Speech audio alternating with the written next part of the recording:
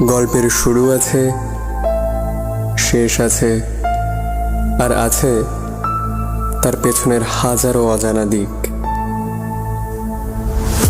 ঠিক কোন কারণে একটা অডিও স্টোরি আপনার শোনা উচিত আর কোনটা এড়িয়ে যাওয়া উচিত, গল্পের আসল রিভিউ আর গল্পের পেছনের আসল গল্পটা জানতে শুনবে নাকি? ডেভনশায়ারের জলার ধারে কুয়াশায় ঘেরা এক নির্জন প্রান্তর, আর মাঝরাতে দূর থেকে ভেসে আসা এক অতিকায় নারকীয় কুকুরের ডাক। হ্যাঁ, ঠিক ধরেছেন, স্যার আর্থার কোনান ডয়েলের লেখা সবচেয়ে বিখ্যাত আর সম্ভবত সবচেয়ে ভয়ঙ্কর masterpiece the hound of the Baskervilles. Sunday suspense ক্লাসিকের ব্যানারে প্রায় 4 ঘন্টার এই মেগা অডিও প্রোডাকশন রিলিজ হওয়ার পর থেকেই শ্রোতাদের মধ্যে উন্মাদনা তুঙ্গে। যদিও প্রথম যখন এটা রিলিজ হয়েছিল তখন অনেক কটি পর্বে বিভক্ত ছিল, কিন্তু প্রশ্ন হলো, বইয়ের পাতায় লুকিয়ে থাকা সেই হাড় হিম করা গথিক হরর কি এই অডিও ড্রামায় ফুটে উঠেছে? মীর, দীপ আর পরমবতর কাস্টিং কি জমল? চলুন আজকের ভিডিওতে ময়না তদন্ত করা যায়। গল্পের শুরু স্যার চার্লস বাস্কারভিলের রহস্যজনক মৃত্যু দিয়ে। কানাঘুষো শোনা যায় বাস্কারভিল বংশের ওপর এক আদিম অভিশাপ আছে। এক শিকারী কুকুর নাকি এই বংশের উত্তরাধিকারীদের একের পর এক শিকার করে।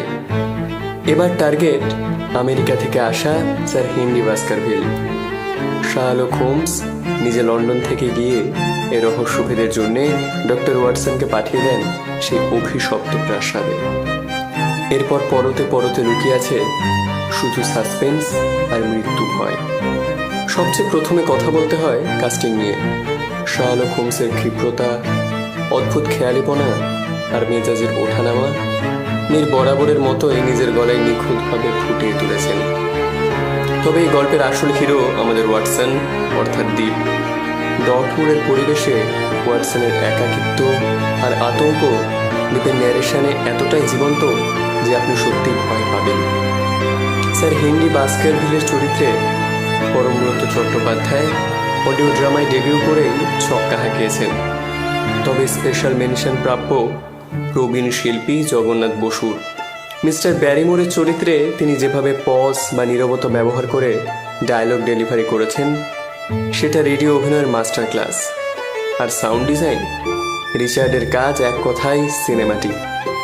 তবে কিছু পুরনো শ্রোতা জানিয়েছেন যে প্রোডাকশন কোয়ালিটি এখন অনেক হাইফাই হয়ে গেলেও পুরানো সানডে সাসপেন্সের সেই র ফিলিংসটা একটু মিসিং।